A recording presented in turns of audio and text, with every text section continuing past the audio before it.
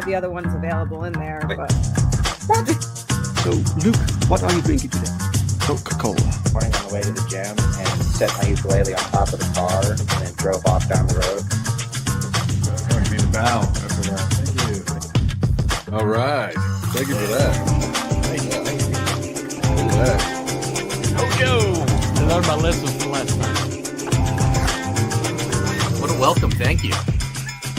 I drink the most fruity drinks imaginable. It's laundry day. it's laundry day. So you always wear hats with laundry day. I'm here to give you a favor, James. As you say, later. So how did you two meet? Well, there's these places in San Francisco. I think they're called bathhouses. It's like one of those things where everyone wants to focus on like the big events that happen, but day to day, what we're doing is we're on like one of our draw streams, smoking weed, making comics. It's chill. It's so much fun, and like Yes. Oh, man, I'm not a YouTuber. I do this because I want to sell comic books.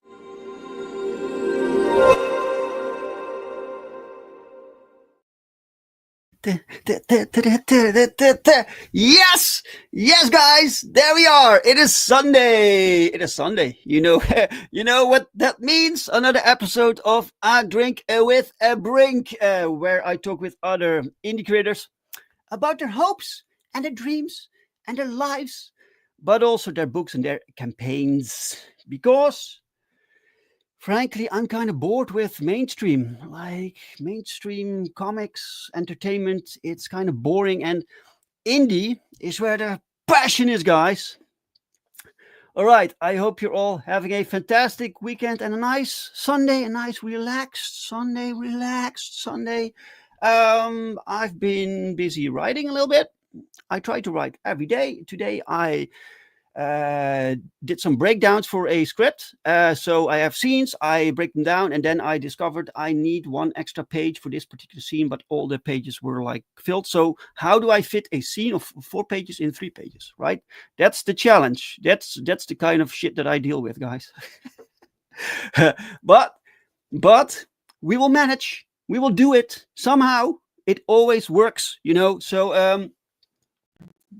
And yesterday I had a unboxing stream. I have a unboxing stream every few months. Kind of depends on when I have enough like packages. So I back campaigns and I order from stores, and the packages come in. I save them for this unboxing stream. I had one yesterday. You can review it if you missed it. I had some fantastic books, some fantastic indie comics.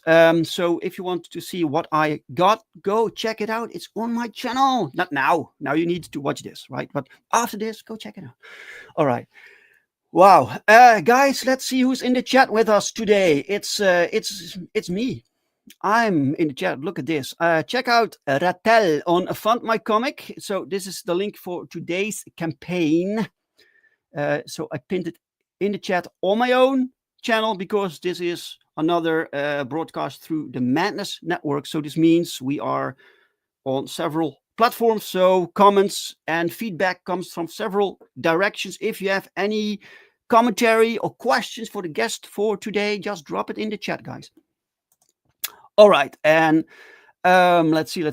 Oh, now we have Frédéric Guimont. Hail, chat. Hail, Frédéric Guimont. Welcome. And he is also waiting in the green room right now. And Wrangler, welcome, Wrangler. A lot of hola. Welcome. How are you doing? All right, guys, let's share out this stream. So let's bring on some more people, some more eyes on this wonderful campaign, brand new campaign, and a brand new guest, never been on the show before, which is cool. So I can introduce you to new people and new people to you, right? Mike, welcome, Mike. Here's where the passion is, but on a relaxed Sunday. Cheers, Dave. A drink and the ticker. Yes, the ticker. I won't forget the ticker today. Thank you for reminding me, Mike, and welcome to the chat. So glad you are here with us today. All right, guys. it is time for the guest. We didn't have a guest last week because for some reason nobody had something to sell. But today's guest is here, and he has something wonderful to show you, to talk about. So let's do this. Let's bring him on. Let me look for every time. I need to look where everything is, man. It's crazy. All right, I found it. All right, guys, calm down, Dave. Calm down. You're a bit. Calm down. All right, ladies and gentlemen, may I have a very warm welcome for the guest of the hour, Mr. Frédéric Guimont.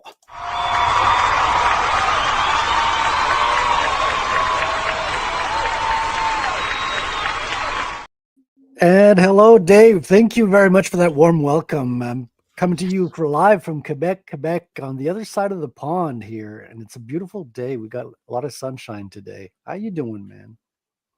Look at that, man. You sound like a radio host. Like I've been doing streams like every day for the past 2 weeks, like sometimes 3 streams, sometimes 2 streams.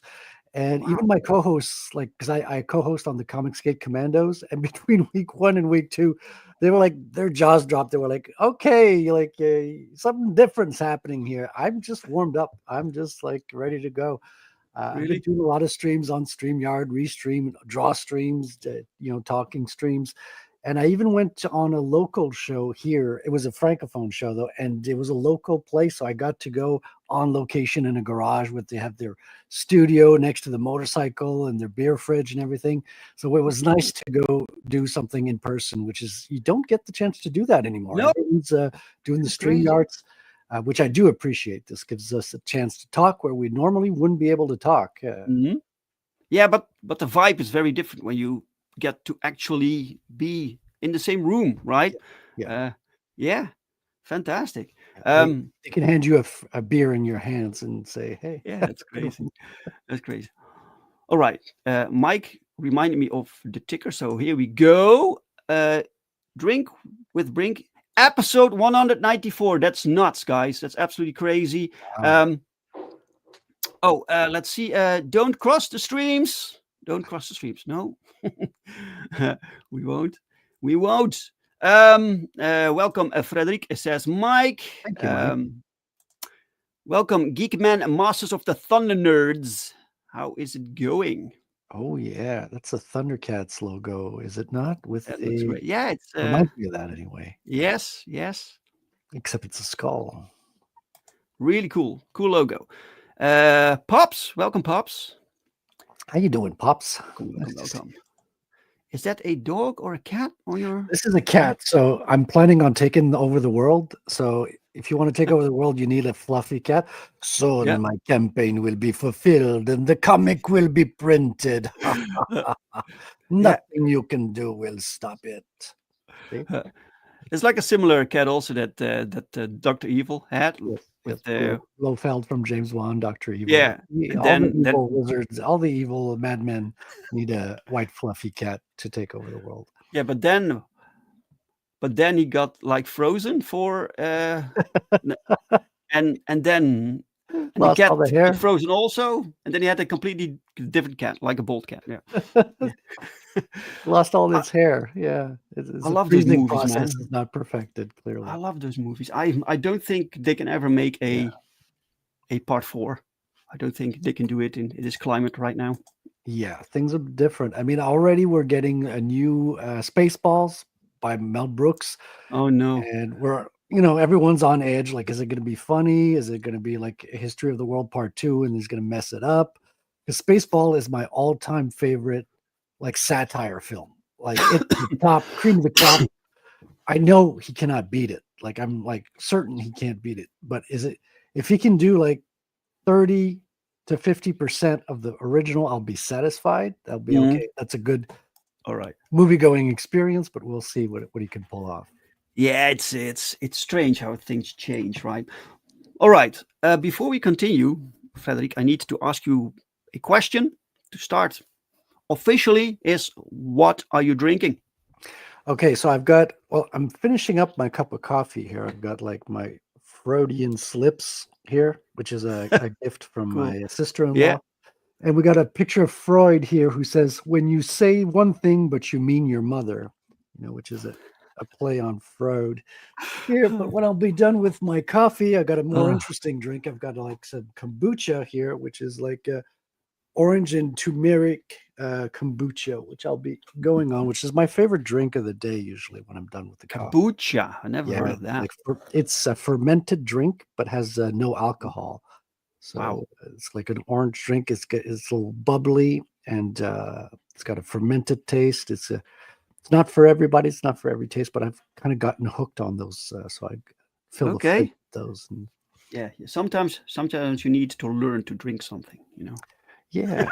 I mean, when you have your first beer, usually you don't enjoy your first beer the first time around. It's an acquired taste, and then after a while, you want to try all the beers and microbreweries, and you become a beer junkie. She's gone from suck to blow. That's right. That's the reference of the Statue of Liberty type spaceship when it transforms. That movie made me laugh so much. Like even the opening scene, you just see the ship, and it's so long that it never ends. You got like 10 minutes of spaceship going across the screen. You just start laughing because the spaceship is ridiculously long. It's like it's such a simple joke, and it works straight out off the bat. Yeah. Hopefully the do like Happy did and make us laugh. We'll try. Kombucha is delicious and can boost one's energy, Dave. Well, I learned something every stream, guys. There you go. And it's also good for the gut flora. Yeah, got a flowery gut there. Right. We break for no one. That's the punchline, man. When the ship is gone and they have like, what do you call it? Like a bumper sticker. It says we break for nobody. It's fantastic how you can make something with so many quotable jokes, TJ Inks, welcome. Thiago Gomez, wonderful inker, guys. He inked part of Perfect 10 Book 5. Oh, welcome, Thiago.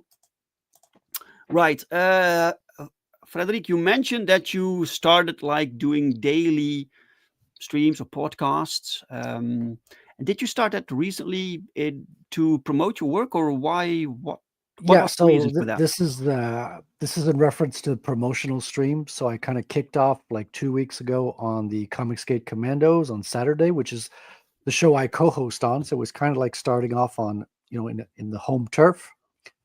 And the next day, I got made fun of Twitter because I didn't raise that much money, which backfired on the person because Ethan Van Sciver saw that and like, well, maybe we can invite him on the show and give him a boost. So I got invited on EVS's show the second day, which was a totally unexpected, generous invitation, which helped me out a lot. Funny thing is, I had a small goal of $500. Funny thing is, we actually reached that goal right before going on his stream. So everything on his stream was extra on top of that. Then cool. After Sunday, the Monday morning on Katie Did's Good Morning Comicsgate show. And then, there's shows every day after that. So we got like a little bit, one or two kind of backers regularly on smaller streams after that. So it's been just a blast. I mean, I've invited you on my show and now I'm on your show, and it's been that way for a lot of people as well. Like a lot of the past guests, I've been on their show, and people kind of like are very generous and help each other out in this space, which is a like blessing, I'll say. Yeah. It's like a little network, And I remember you from seeing you in the chat sometimes. I didn't even know you were doing comics or making comics, or was that something that you were doing already, and you were like laying out like these lines with other people? I've been working on this project for the past 3 years, but like I grew up I wanted to make comics my living when I was like a teenager, and in my early 20s I set off my application to the Joe Kubert School. They said, okay, you're like one of our top 3 applicants. We're looking forward to having you. But living in Canada, it was not easy to go to the States, and my parents did not have money set aside for college because here college is free. So it's not in the culture to have money set aside for that. Yeah, well, it's paid by the state, or you get everything's, because we live in a very socialist society here in Canada, especially in Quebec. It's like it's even more so. And so I went to an arts college here instead. And things didn't work out the way I planned. I tried to, since I couldn't go to the Kubert school, I tried to get a job directly with Marvel in DC.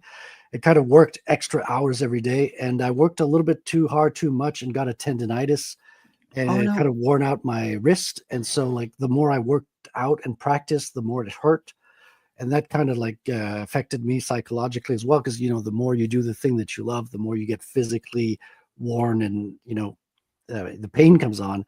So I had to question what I was going to do with my life. I ended up doing a little bit of indie comics for a while, and then it's hard to pay the rent regularly with that. And so I had to do like a side quest and go into making websites, doing like web programming, doing computer work, which pays a lot more than in the art space. You do a lot less work and get paid a lot more. And so I did that for most of my life, actually, since then. But I always had like art gigs here and there.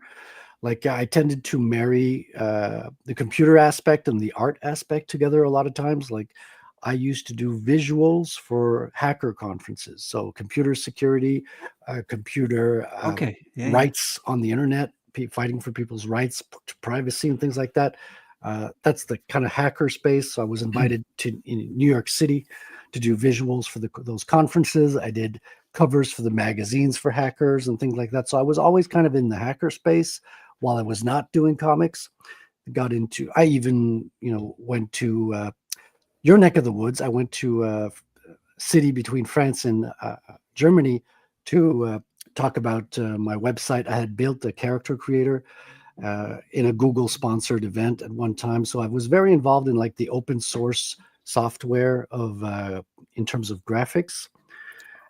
So that was kind of like my main focus for a long time, but like I had to put comics aside because it's painful when your main love, you can't dive fully into it. So sometimes it's better to push it away and then come back to it. I didn't know if I was going to come back to it later or not, but like my life has kind of settled more. I got rid of my debts, got a little money aside. My website that I had built was bringing in a little bit of revenue from the ads. So I was in a position where I could say, okay, now I can take a risk and do something that I want just for the love of it, because I can put some time aside, dedicate myself fully, and dive into it. So that kind of like opened a doorway, gave me the opportunity to dive into what was always my main passion, except now I've got like more of a story to tell. But like when I was in my 20s, all I could imagine in terms of stories, Dave, was like things I would read in other books or movies, right? I had no life experience. I had no like original thought. But now, having lived a full life, I have like more stories. I've met colorful characters. I've had a lot of experiences, which I can weave into a more interesting story. I have more of a message to say. So you can see sometimes with these young go-getters, they want to make comics and they write their own books, but you can see they haven't lived life yet, But yeah, so you were saying that you were making visuals sometimes for hackers, and because you were also a little bit concerned, or they were concerned about freedom on the internet. So hackers, a lot of times people think hackers are like computer criminals, whereas hackers is a term that comes from the MIT University. So anyone who, because the term comes from hacking away at your typewriter. It's a writer-based term at the beginning, but like anyone who spends a lot of time typing away on the keyboard, that's where the term originally comes from. And then the people who were the first programmers in the universities called themselves hackers. And what happened was the media took that term and turned it into a term that meant computer criminals. So they would say hackers infiltrated this network, hackers stole the database, they stole this. So the popular sense of the term kind of like, for a lot of people, means computer criminal. So a lot of times you have to specify not part of a computer criminal network, but part of an underground group of programmers and people who fight for people's rights on the online space, on the internet, Yeah. and who want to maintain privacy, because they're the same people who fought for the right to cryptography in the 90s. A lot of people wanted to make cryptography illegal. They used to say, well, if you're not doing anything wrong, then you have nothing to hide. So we should be able to read everything that you write on your computer, and the police would have the right to look at your computer all the time, whether you want it or not. And because you're doing nothing wrong, right? That was the reasoning. So they pushed back. They kept the right to cryptography, which gave rise to cryptocurrencies, which kind of leads into my comic book as well. So there was an underground group of more specialized hackers called cypherpunks, which we know cyberpunks, which is part of fictional. It's a genre of fiction. Cyberpunks. You got William Gibson made up the term cyberspace in terms of the internet, but that's always in reference to a fictional world. Cypherpunks are people who were, again, concerned with privacy. We're working with cryptography, so how to encrypt messages to be able to send messages and keep your privacy. And that gave rise to, they were trying to build cryptocurrencies for the longest time. I mean, they had a lot of test versions that did not quite work. Bitcoin was the first one that succeeded. Before that, they always had flaws. Like they always had to have one central computer. And if you have one central computer that manages everything, then you have a target. The government can come, knock on your door, take away that computer, or worse, seize that computer, and then you're done. It's not working. It's not doing the job. Satoshi Nakamoto figured out a way to do it in a decentralized way. So having like a hologram, everyone has a copy of the same. They call it a blockchain, but it's like having a copy of all the transactions, right? So everyone has a copy in their computer. So if you take down any one node, it doesn't matter because everyone else has the same copies, and they are across borders in different countries across the world. So in that way, like the internet, it cannot be taken down. So that's why it was the first one to work. And that's kind of the main passion of my superhero. Like my main character kind of focused on that in the story growing up. And he was kind of fighting against the banking system before he got into trouble. Yeah, it seems like there are a lot of like governmental and banking institutions that aren't really happy with cryptocurrency, right? But is it like Bitcoin? Everyone knows Bitcoin, right? Yeah. But is it technically legal?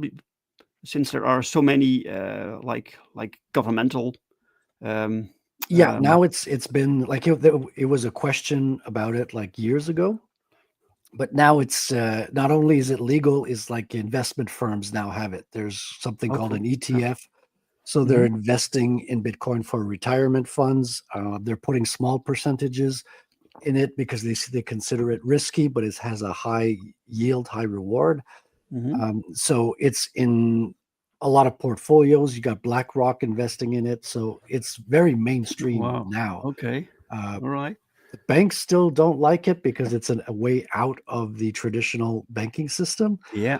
But I believe, along with other Bitcoiners, that the traditional banking system is actually a scam that needs to be gotten rid of in a way. We need to evolve into something better because we're no longer using real money that's backed to value like gold. We've been using paper that is not backed by anything, and banks have been flooding the system with more and more paper, devaluing everyone's own ownership. So whatever you keep in dollars is just going to go slowly down in value because by putting more and more paper into the system, the ones you already have are worth less and less and less because of that's called inflation. So, right. Yeah. Look, I'm a complete idiot regarding this topic, right? So, but I know that people prefer, or often like they are a little bit scared of purely digital currency, right? So is it possible to have like Bitcoins in as physical, something physical that people can actually like exchange, No. buy So things with? Bitcoin is 100% digital, Mhm. but what you do is you keep your key as a physical backup. So just like you have a password to access your accounts in different online systems, Bitcoin, you have what's called a passphrase. So you'll have a collection of 12 or 24 words that, when put together in the right order, will recreate your cryptographic key. So you keep those words. That is like a king's seal to sign your transactions, right? So as long as you have those words, if you lose your phone, if you lose your computer, if you lose anything that has to do with your online digital control of your Bitcoin, you can always recreate it with those 12 words. So people write it either on a piece of paper, you put it with your safe stuff. Some people will put it in a safe, literally. Some people will put it in a deposit box at the bank. Some people will even stamp it in titanium, like have letters that'll stamp in titanium. So if your house burns down, you can go dig up the ashes and have the titanium plates and have your passphrase again, and you can recover it. A lot of people have also what they call hardware wallets, which keeps the key, and then so the key's never in your computer. It's just used to sign the transactions, which you then send. But it's always digital in the terms of your interaction with it. It's not physical like gold. So it's kind of like you could send. It's like it gains the value like gold, like it keeps its value the same way gold does. But you can, in the difference with gold is you can send it by like email, right? You could send it over the internet. You could send small micro transactions. Like there's something parallel to Twitter called Nostr, which people, on top of sending likes, they can send zaps of tiny amounts of Bitcoin that are less than 1 cent. So I can send you like 1 Satoshi, which is a fraction of a penny. So I This can is also send fascinating. you like 1,000 Satoshis, which is worth like 50 cents. So sometimes when people want to support you, instead of a like, they'll send you a few Satoshis and support you that way. So when you get a lot, you could go out and buy a coffee with it or something like that. That is cool. That is so cool. Mike says control of cryptocurrency is directly related to the planned nightmare of digital ID. Justin Trudeau, 2012, China is the model. Yeah, they want to centralize. They want to have their own, what they call CBDC. Yeah. So central bank digital currency. Bitcoin is decentralized. It's not controlled by anybody, and it's peer-to-peer. So it's called digital cash because the characteristic of cash is I can send it to you without going through an intermediary. So Bitcoin is kind of the solution to their digital, currency that they want to impose sanctions and restrictions. Yeah, this is why I was curious if it was legal, because some governments want to steer everything in the direction of controlled currency, right? Yeah. Like China has made it illegal. China made it illegal like in, I think, 2020. And all the miners sent their mining equipment across the border to Kazakhstan and other places. So there was a dip in the price. And so if people are still mining in China, they're doing it unbeknownst to the government. They're doing it in secrecy. But Bitcoin is also made to thrive if it's illegal. So it can still work very much if the governments turn against it and make it illegal. Like it could still function. You could still transact anonymously. So right now, the Western world has accepted it, has made it legal. But even countries in which it is illegal, people are still transacting it and using it. Wow. And this is your passion, and your other passion is comics, and you combine that to create... Yeah, so my first passion is comics, and Bitcoin, it kind of like... it solved a lot of my problems because I was never able to save any money before I discovered Bitcoin. Bitcoin has I even bought gold at one time, but I had to sell it because I wasn't earning enough for the long period of time, and even had the government seize the bank account at one point, which was a big problem at the time. But turns out it was a blessing because that unfortunate experience kind of made me alert to the fact that, okay, now I have something that cannot be seized by the government, that's not within their reach. So it made me kind of aware of the properties, the advantages of Bitcoin. And having seen that, I was like, okay, this is great. Everyone should know about this, and trying to get the word out, going to events and meetups. And I've traveled the world a little bit to talk about it with other people. And recently I've been seeing a lot of bad comics, and I was like, you know what? I should get back to making comics. I don't want to be the guy that's on the sideline complaining, comics are bad, they suck, they're terrible. I was like, I could do something about it. I can get back, have another crack at the bat, and try to make something else. And it was just, I didn't think about Bitcoin initially, but it just made a lot of sense. I just thought about a character that could fight amongst the skyscrapers, like Batman and Spider-Man and all those superheroes I grew up loving, that could have like a nice, fantastic setting in a city. And Bitcoin kind of came naturally. Like, how would you finance crime fighting in the modern time? And it was like, okay, well, you could do the same thing that Batman does with a lot of money, but he could have done it using this aspect, which is now a reality. So using those elements that kind of fell naturally in my mind, it kind of like feels a little bit like a science fiction story, but it's all elements of that exist in the present. Yeah. Right? These drones, there are people that are actually flying with quadcopter drones like this, not exactly like this, but very similar models. So these are all things that are possible today, but it feels like a science fiction movie. Like if you were to show this to somebody in the 90s, it would be like, wow, this is a sci-fi movie in the future. But these are all things that are happening in the present today. Wow. Rev, welcome. Rev Self-Destruct. That's Reverend, I think. Self-Destruct. Yep, nice to see you, Mr. Self-Destruct. How you doing, Reverend? Welcome, welcome. He says, I love seeing Frédéric's face in daylight. There you go. We're not in the dark today. We're in the daytime. Get Frédéric on a quadcopter goal when?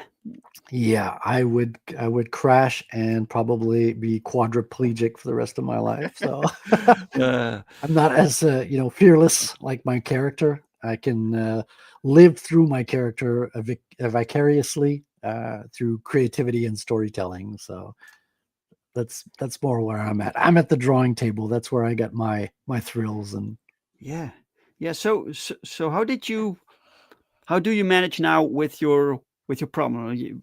Because you had some problems with your wrist. Yeah, so still there. So a lot of what the problem came down to was that I was pushing myself way too much, like drawing full 10 hours, learning to ink at the same time with, old style 102 Hunt quills. And my hand was always kind of like in a tight position.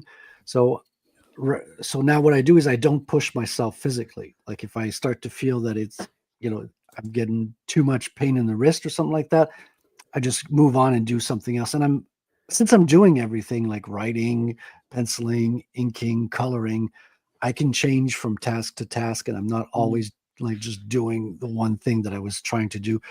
And also when I was younger, in my early 20s, when I did get the tendinitis, I was reading like Wizard magazine saying like, okay, artists need to do 1 page a day.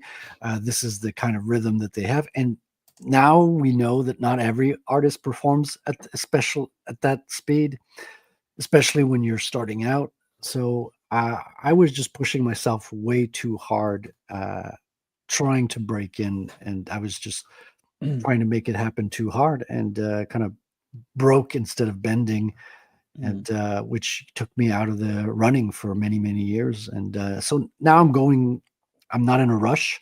I don't have like a deadline. I'm just working at the speed of quality. And when the page looks right, I'm done. I move on to the next one. And I try to keep love that phrase, man. healthy. I love that phrase, working at the speed of quality. Yeah. That's good. Mike says, hey, why not? Cobra Commander founded Cobra through pyramid schemes and self-help scams.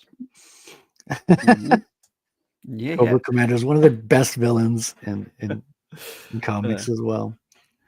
Right. So Ratel, what does Ratel mean? Has it a meaning?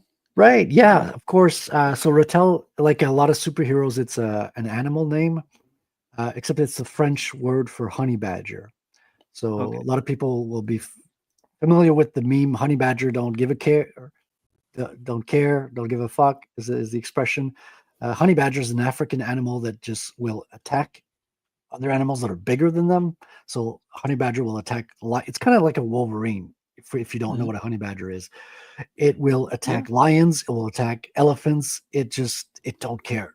It's fierce. Yeah. And it will also get bitten by a cobra, like a highly venomous snake. And all it will do is go have a little sleep, take a nap, and then it'll wake up an hour later and hop along and do its thing, and it's fine. It's an indestructible animal, and it is the mascot for Bitcoin. So Oh. naturally, if I'm using the Bitcoin theme for my Yeah. character, it just made a lot of sense to use that as a name. And the term honey badger, it's been used for a lot of superheroes. Like it's very common. A lot of a lot of heroes have used the term honey badger Yeah. or just badger. So using the French word came naturally as well because the setting is in Montreal. Montreal is part of Quebec, which is a French province. The cities of Montreal is kind of half French, half English as well.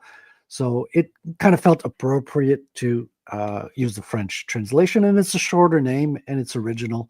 So it just felt naturally. Yeah.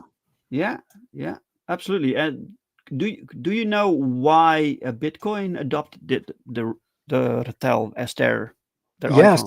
Yes, of course, because it's indestructible, it's unassuming. So it looks like a small creature that's unassuming that you could think, oh, a lion can definitely attack that. An elephant can stomp it, right? You Mhm. don't think it will survive, but it will surprise you.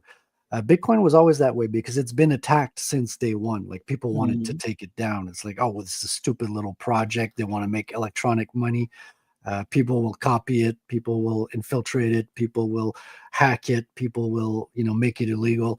It's been attacked from all fronts for 16 years now, and it's never been destroyed. So because of the fact that it's indestructible, the term they use is anti-fragile.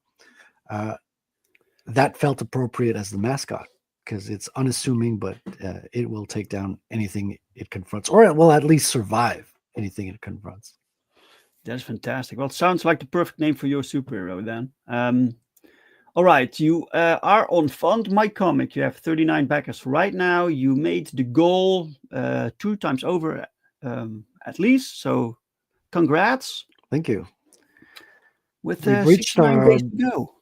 Yeah, 69 days. I think I took a little bit too long with 3 months. I was asking people around. I'm new to this, so I figured, okay, well, in 3 months I can do a lot of promotion, and that it might be a little bit too long. I know a lot of people do 1 month and then they extend a second month.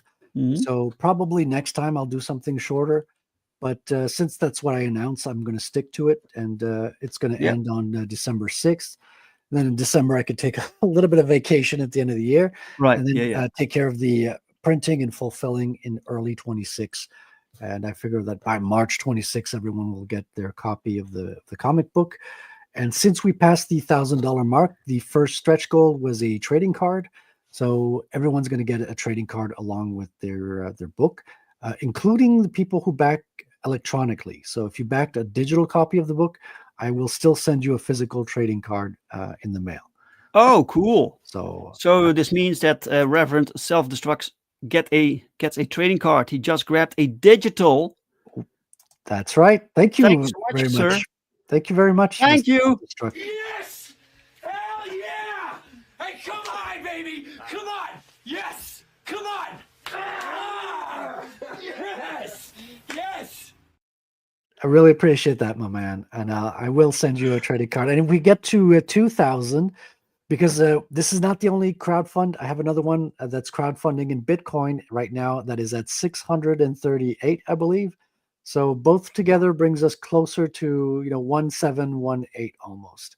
So another 200 some, and we'll pass the second $1,000 mark. So that'll take us up to 2 trading cards. Wow. Excellent. Thank you, sir. Let's cook. Yes, let's cook. Mike says, nice congrats. Thank you, good man. Yeah, fantastic. Right. So let's shall we watch the trailer? What do you say? Let's do it. All right. Here we go. Thank you all so much for coming on tonight. I really appreciate it. I especially appreciate Frédéric Guimont. I'm just going to call him out tonight because, I don't know, I want to make everybody else jealous. And also, he's got a great name. Thanks for coming on, everybody. Frédéric Guimont. Okay, that is actually a really cool scene. I really like that. That's cool. Damn. That looks really cool, Frédéric. Frédéric, what are you working on right now, man?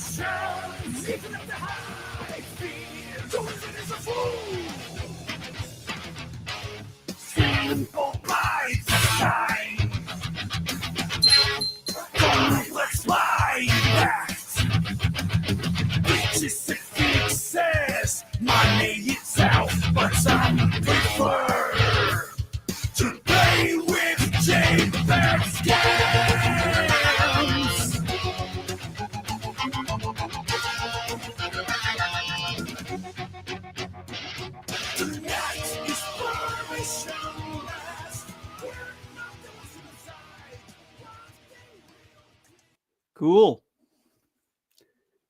Cool. 40 backers. Yes. Yeah, Excellent. nice. Thank you, Reverend. Fantastic. Frédéric needs a clip of hater streams just for the fun of it. Maybe someone who makes clips can throw it together. No. Yeah, I mean, sometimes your haters backfires and they actually end up helping you because people come to your defense, and I've seen a lot of that the past couple of weeks, so really appreciate that. Some pom-poms above some pom-poms. Right. All right. Ratel, what can you tell us about? You told us a little bit about the concept. What about the character or Yeah, story? so the character is a young man. He lost his mother at a very young age, so it's him and his father growing up in his father's home. And so he's kind of isolated, working on technological stuff, and he kind of wakes up to the banking scam I was telling you about. And he ends up like going through the banking security and making fun of their security holes and pointing at how broken of a system it is. And it backfires against him because they end up sending the police to arrest him, send him to jail, and he actually gets sent to prison for about 9 years. Now, the thing is, he was mining Bitcoin before that and was able to save his seed phrase in memory. So despite them arresting him, he's got a whole lot of Bitcoin that he's access to his memory while he's in prison. And in prison, he's surrounded by criminals, so he learns their techniques, their tricks, and their trades, and he ends up working out and making himself beef, learning to fight. And so when he comes out, he's kind of like disillusioned about the system, about authority, and he decides he wants to make a difference on his own and becomes a vigilante. Now, the way he does it is he stays anonymous. He uses his Bitcoin to purchase weapons and pieces and parts to build vehicles by himself in complete anonymity. And then he flies out on his maiden flight in this first issue to surveil the city. And then he stumbles upon a damsel in distress, which is the woman with the pom-poms, along with the other pom-poms. The evil overlord Bankman has sent his henchmen after her. He catches the act and swoops in to try to save her, and you'll see if he succeeds in the first issue there. All right, that sounds interesting. Original premise with the classic angle. Yeah, you know, damsel in distress, superhero, flying vehicles, and supervillains and henchmen.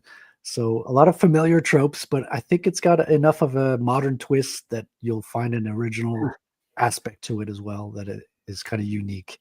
That's the thing, yeah. You can do like the classic superhero thing. Just give it your own unique angle, and you did that because this is actually your thing. You know about Bitcoin, about this world, and that's the angle you come from.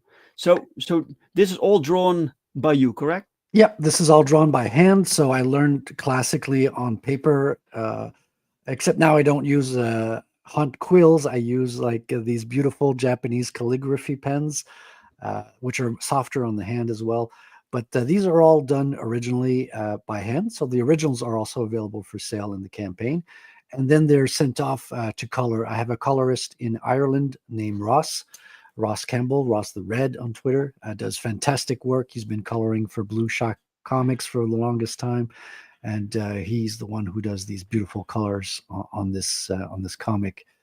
Nice. And yeah, together we're putting the work. I'm putting the book together. I'm doing the lettering as well, and I have a group of beta readers who help me catch all my mistakes, since I've been writing a long time, but I haven't been published until Anvil magazine recently. So I have to make sure that everything's any mistake or any oversight is caught by my readers, so that I can polish the work before it goes out to print, to make sure that it's a well polished book and that it's ready that it's all free of mistakes, and that it's a complete story where you get the full character's motivation and nothing is missing essentially from the book when it gets printed. So right. And this book is the first of a series, or is the one shot? No, it's kind of a complete story in it itself. Like, it ends on a complete note, but it also opens the door. I have in mind a 4-issue miniseries to start with, which I call the Electric Arc, which kind of gives you a complete story in 4 parts, and that hopefully if people like it, I will continue from there. I'll leave the door open, but I wanted to make sure that it has a complete arc as well there. But even with the first issue, you're not left with an incomplete story. It ends with a complete arc. It's a 24-page story, but it also opens the door for more, as with superhero books. There's but it's not part 1 of 2. You can read it and enjoy it as a one-shot if you want, and you can continue on to the 4-issue miniseries to get a bigger arc. And if all goes well, I will keep making more from there on. Sure. Yeah. These twins are jacked, man.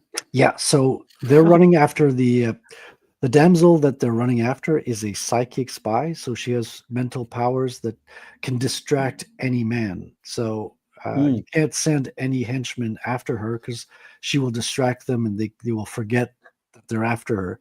So these are Shaolin trained kung fu monks, and they're the only ones that have an iron will that cannot be bent. So that's why the villain Bankman is sending them after her to retrieve her in the first book. Right. Yeah.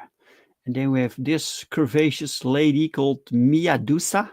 Yes, also known as the Black Medusa. She is a Haitian-born voodoo priestess. You don't see her full head of snakes in the first book. She's just an assistant and has a small cameo in the first book, but she still makes an appearance and will come down the line in future books. Cool. So building the rogues gallery here.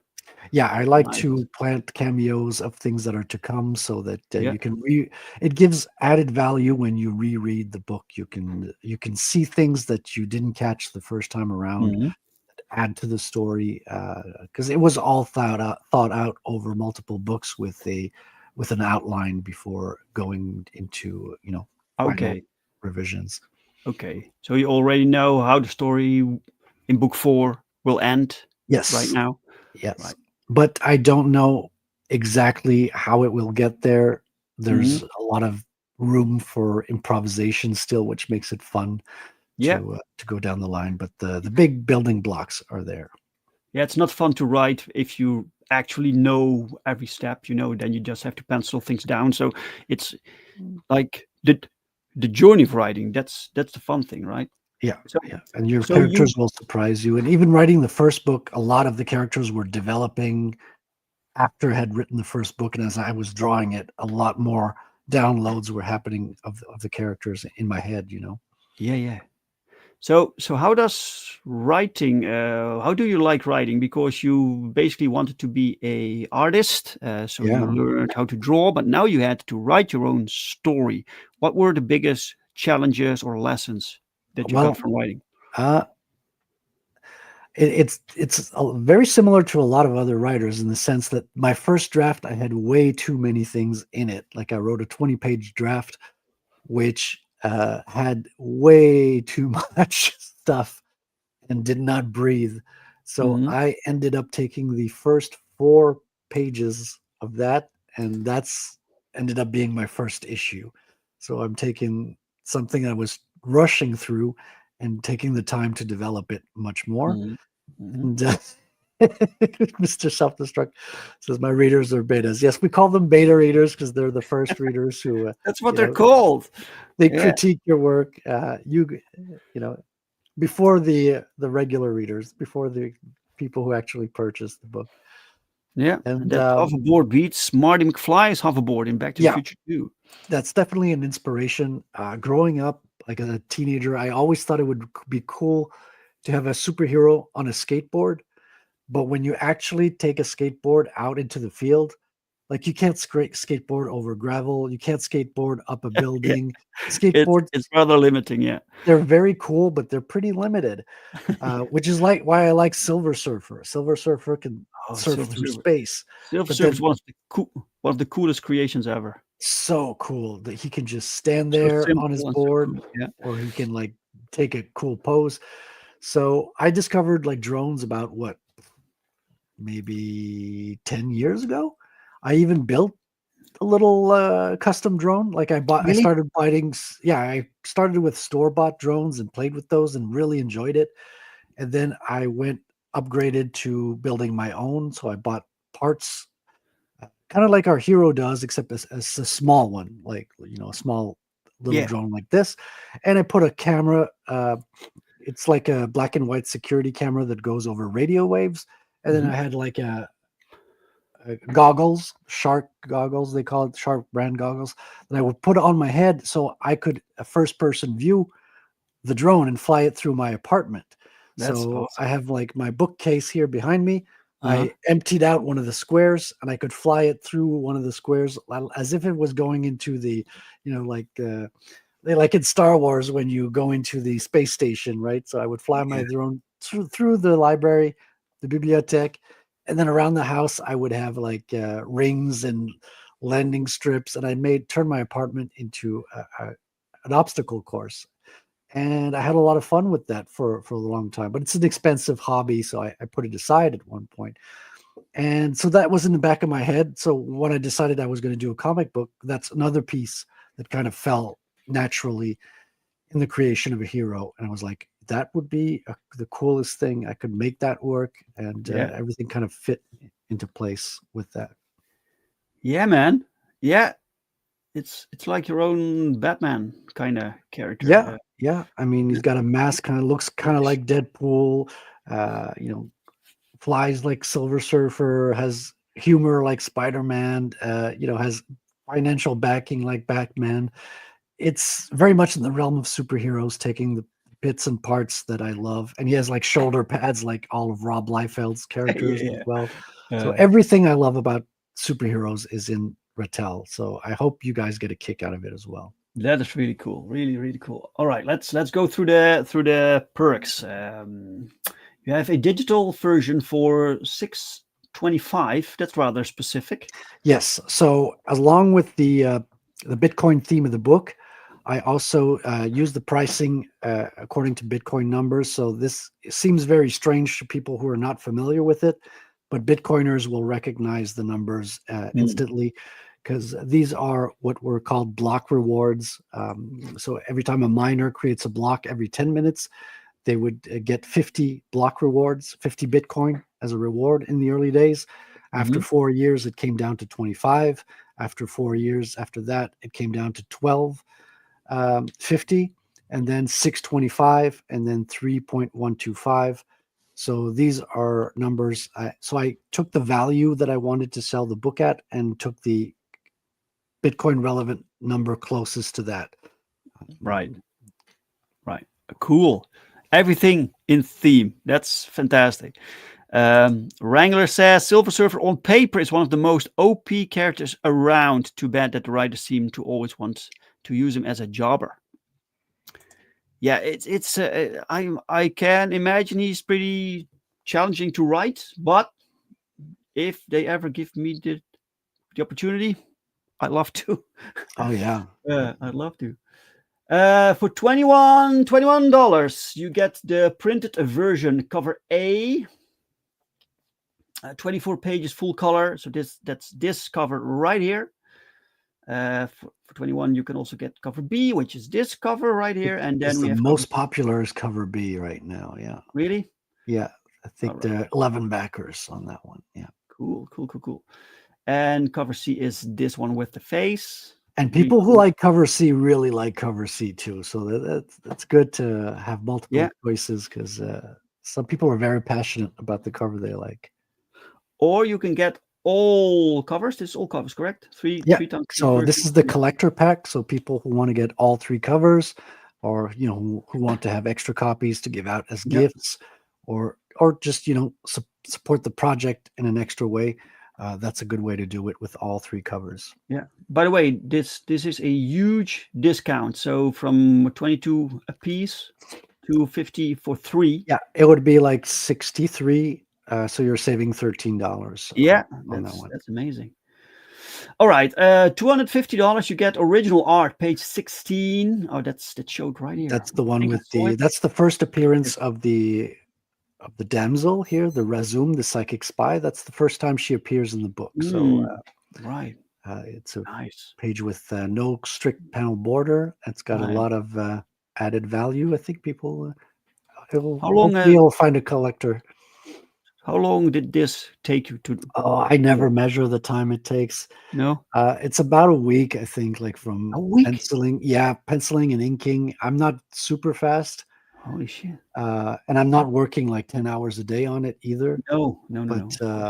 Yeah, it takes time, especially like when we look at the one with the feathers and drawing all the feathers and things like that. So, all right, for $350, original art, page 18. That's the one with him on his. That one's I upscaled it a little bit because I think that's the most beautiful page in the book. This is the one where the hero meets the damsel. It's the most impactful of the, and it took a lot of time with drawing all the bricks. But I think it's a cool action pose. I think this is the most emblematic page of the whole book. Like when I imagine writing a story about a superhero, this is kind of the image that I had in my head, like the alleyway, the criminals, the damsel, and the hero swooping in. So to save the day. Yes, that's right. All right, and then for $500, people can get the original art, the double page spread. That's a piece also. That's the one on the thumbnail here and the background of where we're of the screen right now. Yeah, and this is 2 pages. So this is the center of the book. This is where he takes his maiden flight for the first time on the board. Really cool. Really cool. All right, guys. The link to this campaign, guys, is below this video. It's also pinned in the chat on my own channel. But you also have this campaign on this website. Wait, let me share this tab. Yeah, so Geyser.fund, that's the one that pays out in Bitcoin.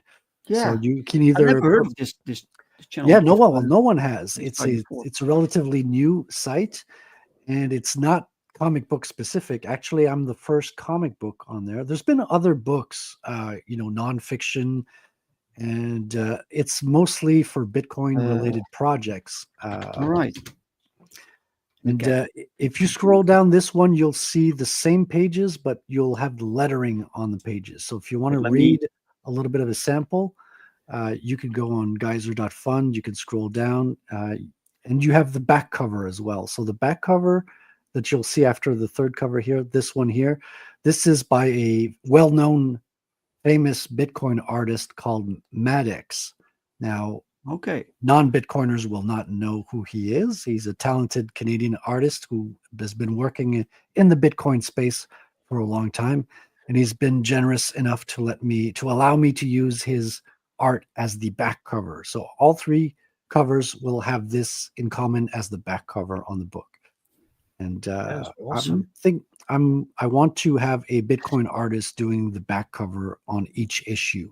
So a different artist each issue, but keep people from the Bitcoin space to give them a little bit of visibility outside in the comic space as well. You know, I'm trying to cross both worlds and introduce them to each other, and hopefully there will be some crossover.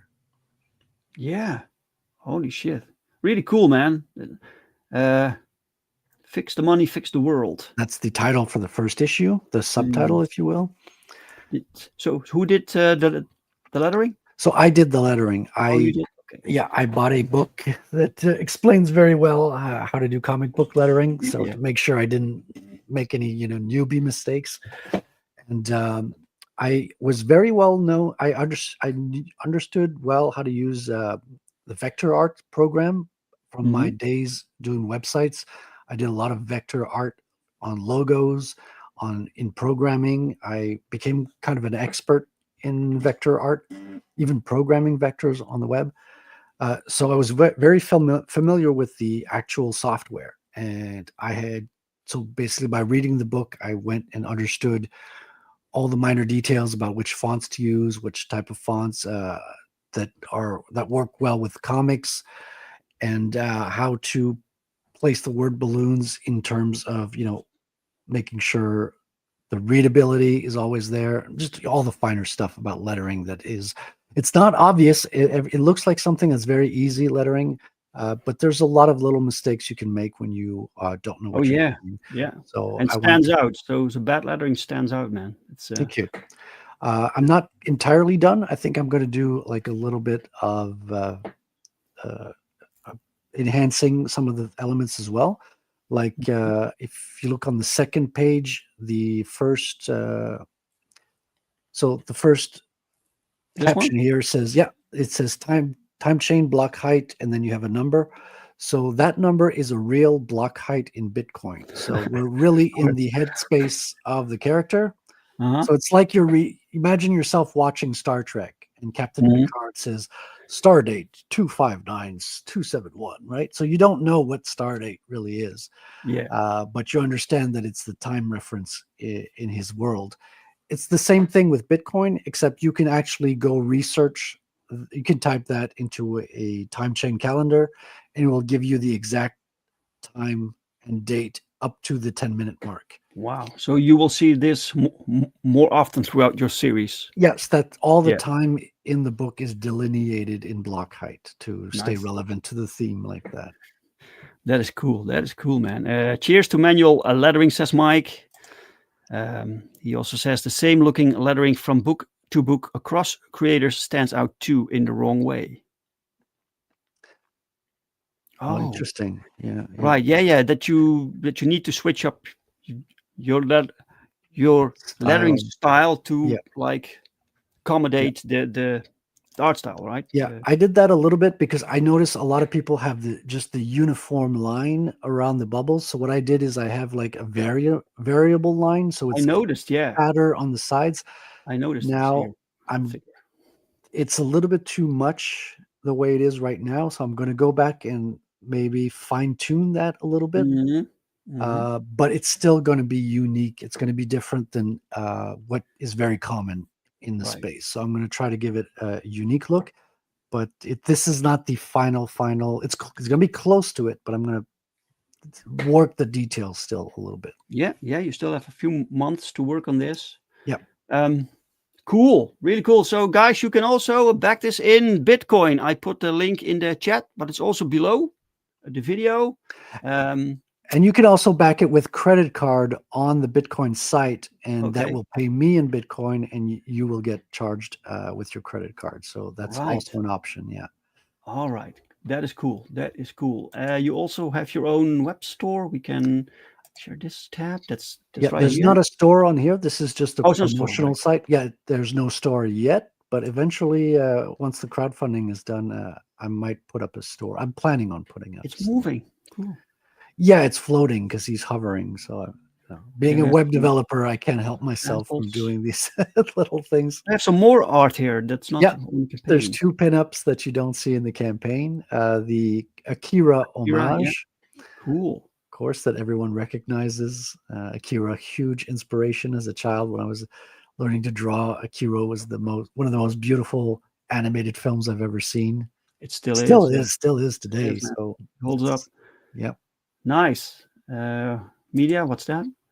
Those are some of the interviews Oh. I gave in the past year. I need to update that with all the ones I've been doing the past couple of weeks. So I'll be Cool. doing that as well. All right. Let me put this in the chat also. Just, you never know. Maybe people like to check it out, see the samples. So here it is, guys. Paste. There we go. Go check it out. Go find it. Go back. Go share. Share out these campaigns, guys. Put it on social media. Talk about it. Get people interested in Ratel. Really, really cool. And congrats with reaching the goal. Thank you. Frédéric. Thank Really you. cool. You still have 96 days to go. So 68, I think. Yeah. oh, what did I say? 96. 68. Yes. 68. Yes. So yeah, really, really cool. Excellent. Ratel, yeah, it's in the chat right now. And Mike says unique concept for a crowdfunded comic book, Frédéric. Thank you, Mike. Appreciate that. Says Mike. All right, guys, before we close this stream, before we end, I like to talk a little bit about my own campaign. I have something going on also on FundMyComic, which is this book, The Perfection Collection and Perfect 10 issue 6. So we made 6 issues of this wonderful series. I can't believe it is real, but it's real.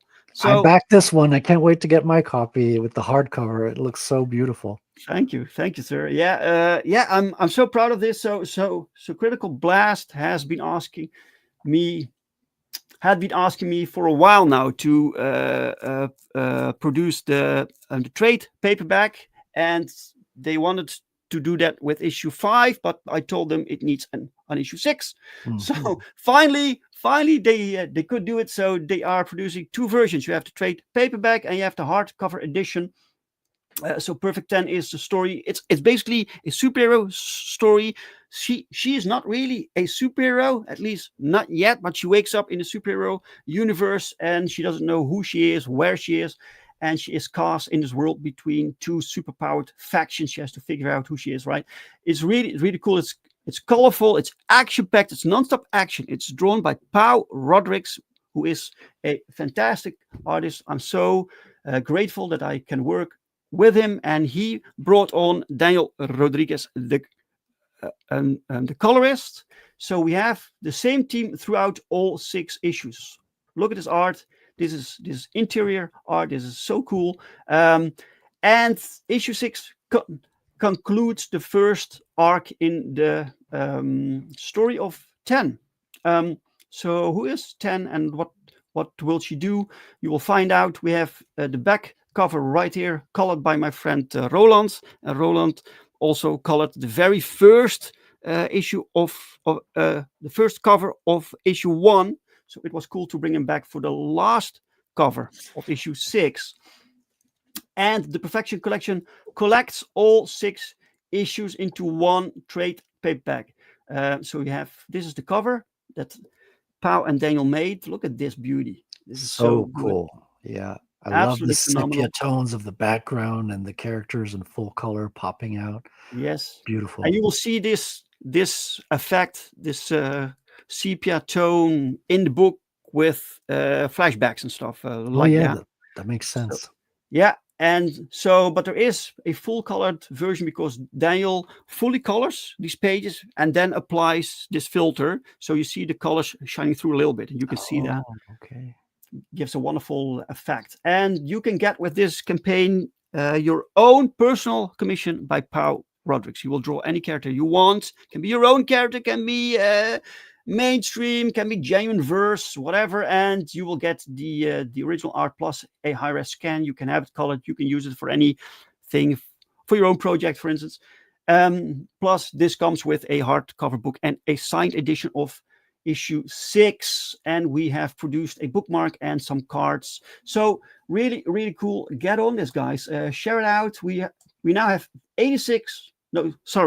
89 backers on FundMyComic. Who will be backer number 90? Who will be backer number 90, guys? 17 days to go. So thank you all so much for the support. This is fantastic. So stop sharing. Stop sharing. Whew. Frédéric, thank you so much for being my guest today, My sir. pleasure, Dave. It's been an interesting conversation. I really appreciate it. Absolutely, absolutely. Let's see if I missed anything in the chat. That's a nice looking Witchblade, says Mike. Yeah, Oh, yeah. That's one of my favorite Witchblades ever. Speaking of great covers, yes. Who is going to make backer number 90? Yes. By the way, guys, there is still this thing going on with tariffs in the United States. This means that so the prices are what they are right here on FundMyComic. So this campaign, after this is done, will move to Kickstarter. But once I actually know what the rates will be, the shipping costs, it will likely change there. So this is the best deal you can get. So get it right here. The shipping costs did not take into consideration anything that might change regarding the tariffs, right? So make the most of that, guys. All right, Frédéric, thank you so much. Good luck with the rest of your campaign. Thank you so much. And do you have some streams planned, some other things planned for the? Not today. So I got the afternoon off. Tomorrow, on Mondays, I'm on Katie Did's Good Morning Comicsgate. I'm on Omer Glitch's Monday art streams. Oh yeah.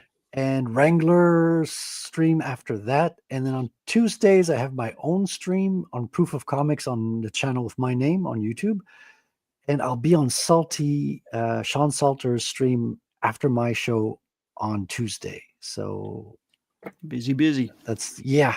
I mean, it's fun. It's a lot of fun. I get to talk about my favorite topic, comics, with a lot of other creators. So it's one of the best things in life. Like, yeah, enjoy, man. Yeah, I love it, man. Thank you. Appreciate All it. right. Wrangler says, have a good one, everybody, and God bless. Thank you, bless, Wrangler. Wrangler. Thank you. All right, guys. See you next week. Bye-bye. See you around.